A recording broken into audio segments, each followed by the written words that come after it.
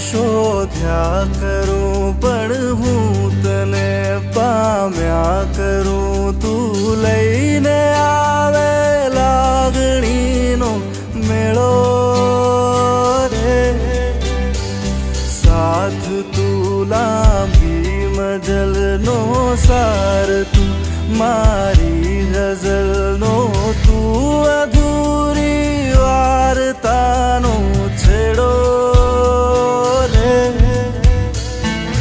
મીઠડી આ સજા છે